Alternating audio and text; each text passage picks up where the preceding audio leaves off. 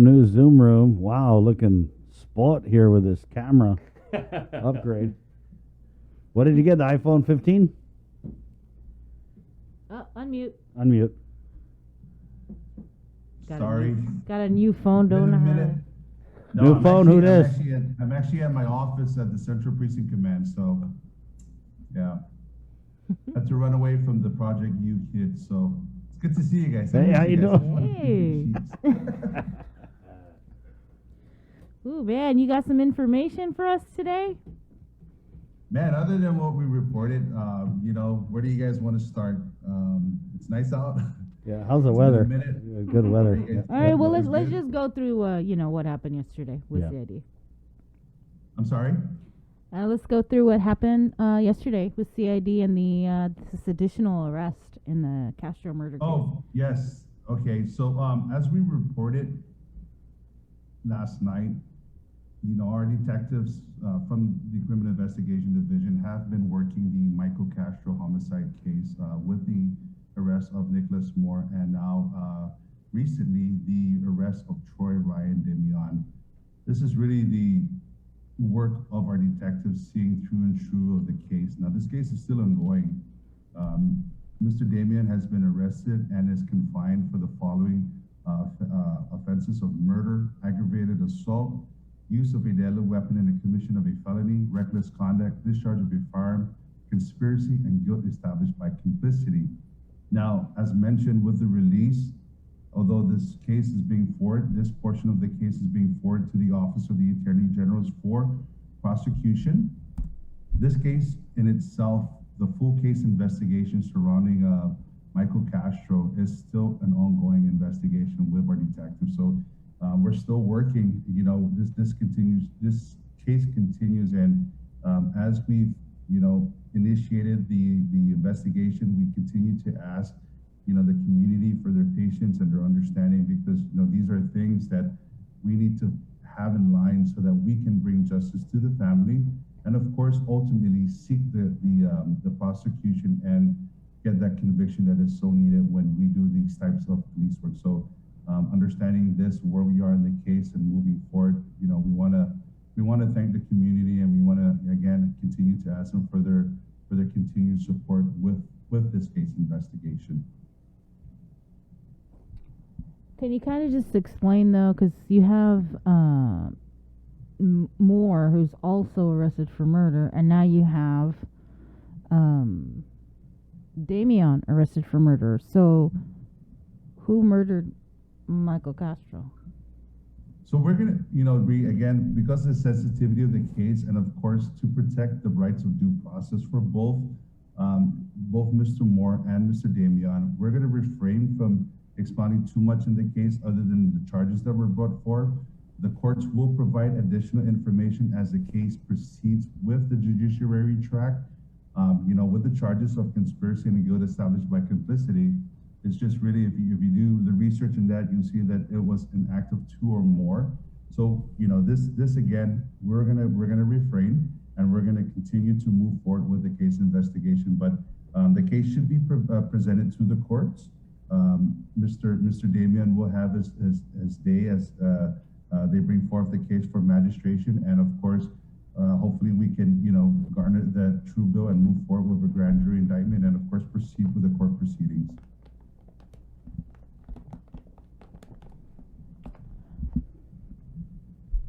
Okay. Are you anticipating the arrest of any other suspects in this case? I'm sorry, sir? Are you anticipating the arrest of any other suspects in this murder case? I don't have any information other than where we are with the current arrest. I do know that, again, this is an ongoing case. We still have a lot to put in. When we deal with any homicide, there's still those portions of the case investigation that still needs to be plotted in as we move forward. This is where our detectives really sit down, they hash out what needs to be done. The lead goes over everything. They work diligently with what evidence we have and how we're going to present it in the court once we move forward for trial proceedings and everything. So, the case preparation in itself, making sure that all evidence has been submitted. So there's a lot to be processed when we're dealing with a case with this magnitude. So to answer your question, Chris, again, our detectives, as soon as they provide any more information in reference to this case investigation, will provide that to the greater media and of course the greater community.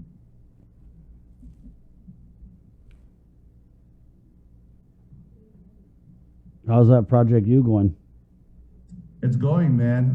Next week is we are down to our last 4 days, and it's been great. We did have our sort of obstacles along the way. We're learning and we're growing as we move forward with this program. I think we've set set the tone and set the bar of where we are with our community policing and of course our community engagement. The youth have been really, treated to a lot of life learning experiences. We want to thank every Safe School partner that was a part of this or that has been a part of this program. GDOE, Mr. John Fernandez, Department of Youth Affairs, Director Brennan, our nonprofit partners such as Manietlo, the Executive Director, Ms. Samantha Taitano. This wouldn't have been possible without, her assistance from Manietlo and the Micronesian Resource Center. Director Ariola from the Guam Behavior Project Link has been really, well taken in by the kids in dealing with wellness and understanding their mental health. Our nonprofits again, big thank you to West Care Pacific Islands, the team from the Thrive Coalition. This is our baby, we're in this together with KUAM. They have been really instrumental. We did team building yesterday with the Thrive Coalition, and the kids, the participants understood the importance of what it takes to be a team player. So today is Fun Friday. Our kids are going to be treated to the rugby union. I think last week we had some of the national players from the volleyball side with Guam, and of course from the our other countries from CHU. The week before that, we were treated to the Guam Football Association. So these kids are being exposed to a lot of great opportunities. We're working with the Guam Trades Academy. Dr.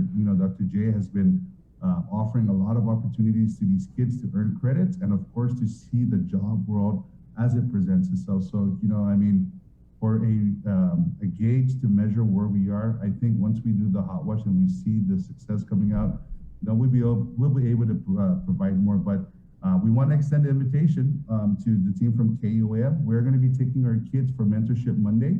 We're going to be doing a forensic science CSI type of approach. The kids are going to see firsthand what it takes to be a forensic science. This is a great opportunity. We showed the kids that special that you guys did with the Deanna Holly case.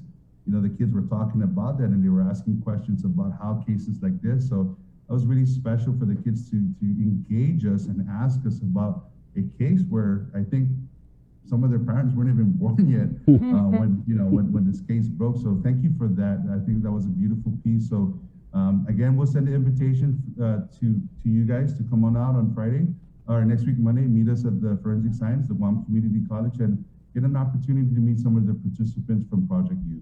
Awesome. Just speaking of forensics and DNA, I was just going back through the magistrate's complaint. Sorry for Debbie being a Debbie Downer here, but there were 3 samples, blood samples, with respect to the gun, the Ruger, and one matched Nicholas Castro, Moore, and the other matched Moore.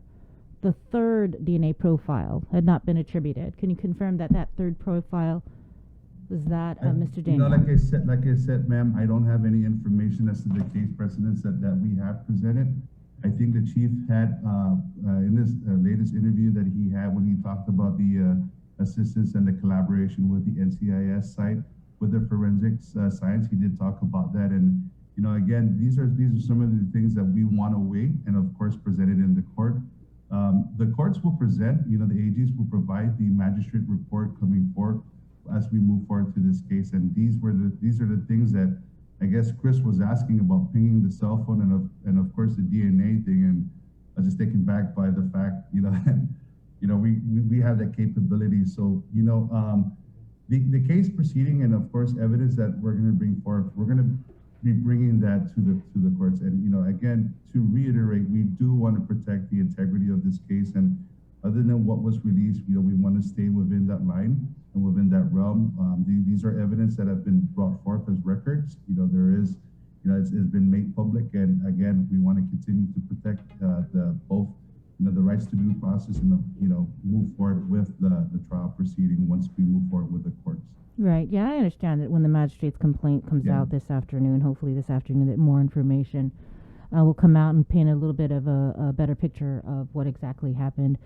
But, I wouldn't be doing my job if I didn't ask these sorts of questions. And so I did want to also ask, has the body been found of Michael Castro?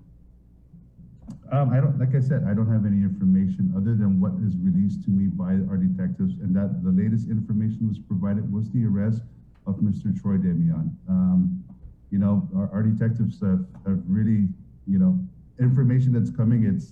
This is what we have right now, and this is what we're going to be putting out to the greater community. So, should any other information come up, we're gonna be able to provide that to the greater community.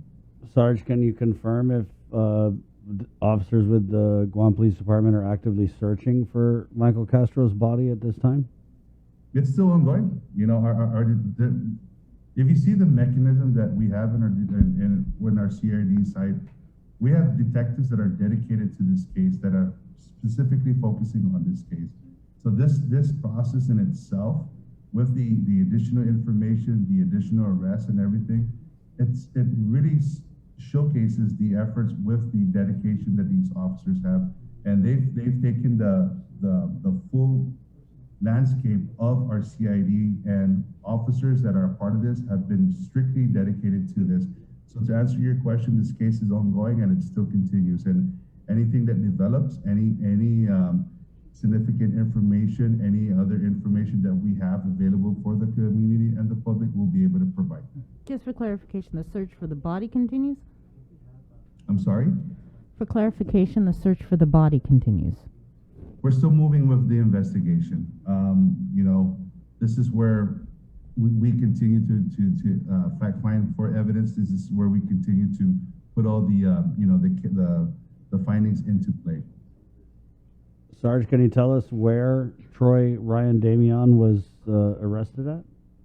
Where was he? Unfortunately, I don't have that information other than the arrests and the charges that were made. That's why it's usually I'll be able to put that, whether the location were at least the village, but I was just given that information by our detectives, and we want to be able to provide the information to the community, and an additional arrest was made in reference to this case.